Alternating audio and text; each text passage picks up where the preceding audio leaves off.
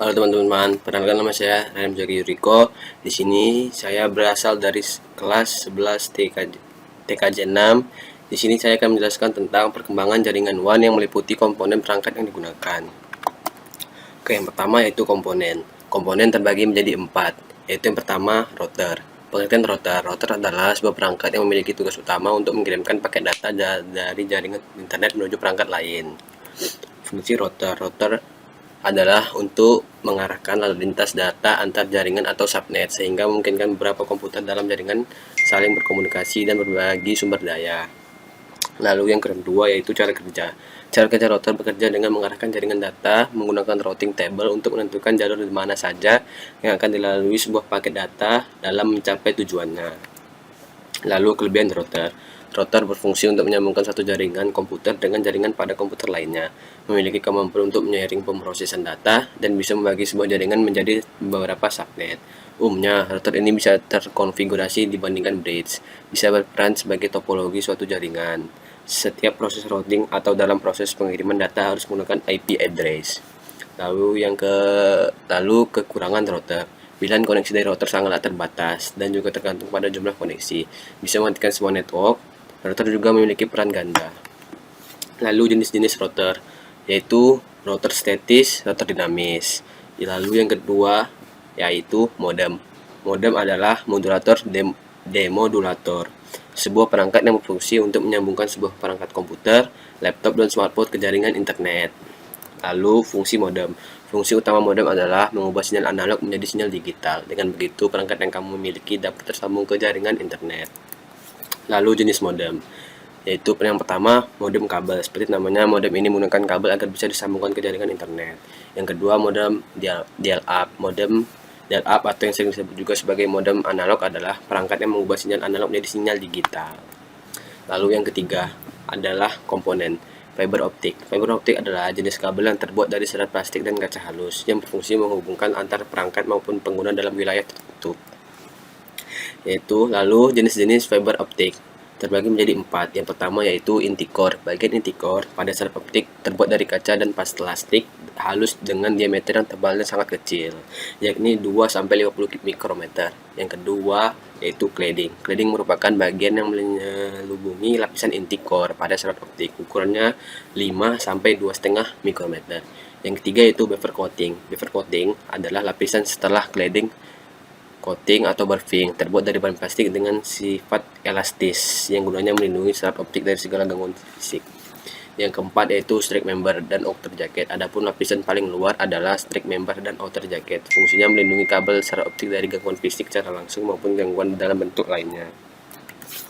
Lalu keuntungan fiber optik memiliki kecepatan tinggi, jarak transmisi yang lebih jauh, efisiensi dalam penggunaan ruang, lebih aman, dan bebas dari gangguan sinyal. Cara kerja fiber optik. Cara kerja fiber optik adalah dengan memanfaatkan serat kaca untuk memperoleh refleksi cahaya dalam jumlah besar secara maksimal dan stabil. Refleksi cahaya tersebut akan bergerak memantul melalui cladding ke bagian inti, sebab cladding sifatnya tidak menyerap cahaya dari intinya.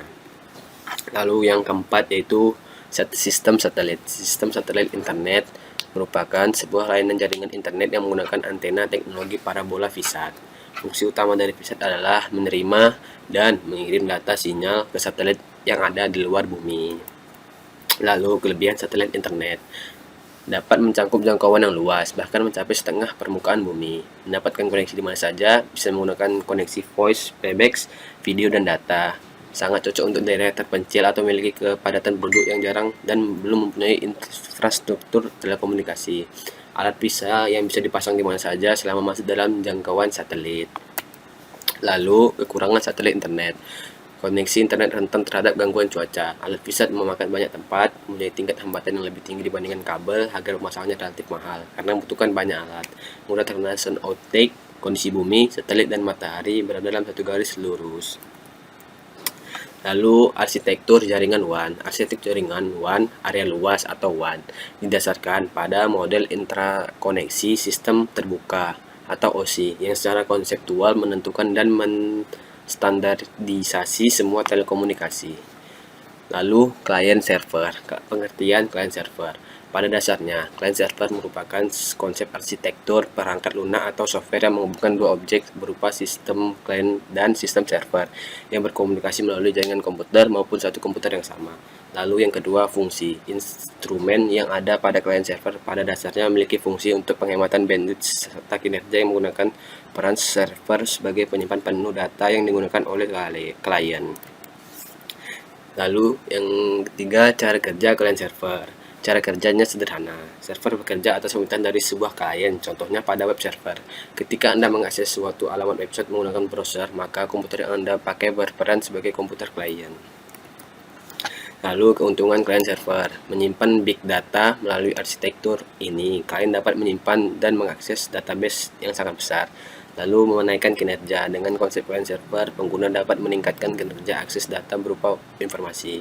Lalu biaya penggunaan hardware atau perangkat keras menjadi lebih kecil, mengurangi biaya komunikasi antar pengguna, konsisten, serta server storage hanya server yang membutuhkan penyimpanan besar dengan performa yang sesuai sehingga dapat memberikan kekuatan untuk mengakses data.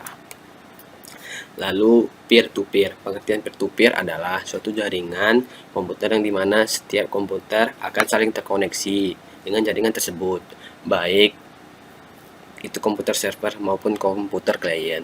2. Karakteristik jaringan peer-to-peer. Tidak memiliki komputer sebagai satu server yang berdedikasi khusus. Setiap komputer yang terhubung dengan jaringan ini bisa bertindak sebagai server dan klien. Tidak mempunyai protokol pada pengaturan keamanan jaringan, tidak memerlukan spesifikasi komputer yang berspesifikasi sama agar bisa terkoneksi dalam suatu jaringan khusus. Lalu kelebihan peer-to-peer. Proses instalasinya sangat mudah, efisien, implementasi yang murah, fleksibel. Setiap komputer biasa berperan sebagai klien dan server, tidak memerlukan administrator untuk merawat jaringan, tidak memerlukan OS ataupun aplikasi untuk server. Kegiatan kerja jaringan tidak fokus pada server. Lalu yaitu topologi. Topologi adalah jaringan pengaturan substansial dari jaringan di mana semua mode terhubung satu sama lain menggunakan tautan jaringan atau jalur terhubung. Fungsi topologi bus, menghubungkan komputer atau node agar bisa saling berkomunikasi, berbagi data, dan berbagi informasi. Ini ya contoh topologi busnya, ada di sebelah ini samping. Topologi bus. Pengertian topologi bus adalah pengaturan jaringan di mana setiap komputer dan perangkat jaringan dihubungkan ke satu kabel utama yang disebut sebagai tulang punggung. Yang kedua, kelebihan. Mudah untuk dibangun dan dipelihara. Kegagalan pada satu node tidak akan memengaruhi node yang lain. Kekurangan topologi bus. Yang keempat, keamanan yang rendah. Seluruh jaringan tergantung jika kabel utama rusak. Harus menggunakan terminator di kedua ujung utama. Sulit mengidentifikasi sumber masalah jika seluruh jaringan mati.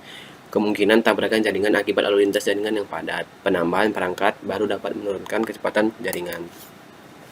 Lalu topologi star. Yang pertama, pengertian topologi star adalah konfigurasi jaringan di mana setiap komputer atau node terhubung ke sebuah perangkat pusat atau bisa disebut hub atau switch. Yang kedua, fungsi. Fungsi topologi star secara umum adalah untuk menghubungkan beberapa komputer dalam jaringan agar dapat berkomunikasi, transfer data, dan berbagai sumber daya. Lalu karakteristik topologi star. Memiliki struktur seperti bintang, tiap komputer atau node terhubung pada sebuah perangkat pusat hub atau switch. Topologi star dapat digunakan di hampir semua jenis skala jaringan komputer, baik skala kecil, menengah, atau besar. Topologi star membutuhkan lebih banyak kabel dibandingkan topologi bus. Topologi star jaringan tidak akan terganggu ketika pengguna menambahkan atau melepas node. Topologi star relatif lebih aman dalam hal kehilangan data. Cara kerja topologi star. Cara kerja topologi star secara umum adalah setiap mode berkomunikasi melalui perantara perangkat pusat hub. Dalam topologi star, sebuah komputer tidak dapat berkomunikasi langsung dengan komputer lainnya.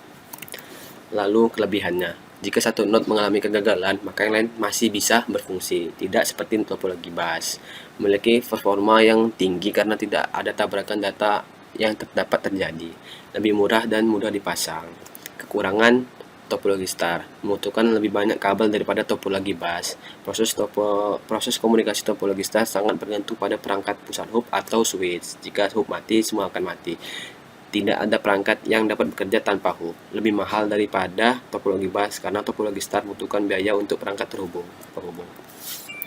Lalu, karakteristik topologi rings. Setiap perangkat yang terhubung membentuk konfigurasi jaringan yang terbentuk seperti lingkaran atau cincin bulat seperti ini. Setiap perangkat terhubung secara langsung membentuk jaringan. Topologi ring dapat tersusun menggunakan kabel koaksial atau kabel jaringan RJ45. Topologi ring dapat digunakan pada jaringan LAN ataupun WAN untuk mentransfer data. Pergerakan data umumnya berjalan searah. Jika ada satu titik yang rusak, maka titik lain topologi ring bisa ikut rusak. Topologi ring tidak memerlukan peralatan tambahan yang rumit. Instalisasi dan pemeliharaan topologi ring cenderung lebih mudah dibandingkan dengan beberapa topologi lainnya. Lalu cara kerja topologi ring. Token kosong didistribusikan dalam topologi ring. Kecepatan distribusi bervariasi mulai dari 16 Mbps hingga 100 Mbps. Ketika node harus mengirim pesan, node bakal mengakuisisi sebuah token dan mengisi dengan data. Kelebihan topologi ring, data mengalir dalam satu arah sehingga mengurangi kemungkinan tabrakan data. Kontrol lebih mudah, server jaringan atau node pusat tidak diperlukan untuk mengontrol konektivitas jaringan antar setiap node. Lalu kekurangan topologi ring. Salah satu node dalam topologi ring rusak, seluruh jaringan bisa ikut rusak.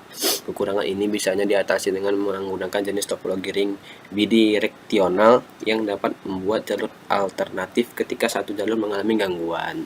Semua data ditransfer melalui jaringan yang harus melewati setiap node di jaringan, yang dapat membuatnya lebih lambat dibandingkan topologi star.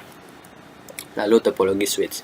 Pengertian switch adalah sistem elektronik yang dapat digunakan sebagai penghubung jalur komunikasi antar perangkat. Jaringan switch ini merupakan sebuah jaringan yang dapat mengalokasikan sebuah sirkuit yang dedicated di antara nodes dan terminal untuk digunakan pengguna untuk dapat saling berkomunikasi. Ini contohnya ya. Lalu tujuan dan cara kerja. Mengurangi beban dan masing-masing PC host, membantu meningkatkan kinerja pada jaringan. Jaringan yang memakai switch akan mempunyai lebih benturan frame lebih kecil. Switch bisa dihubungkan secara langsung di workstation. Lalu cara kerja.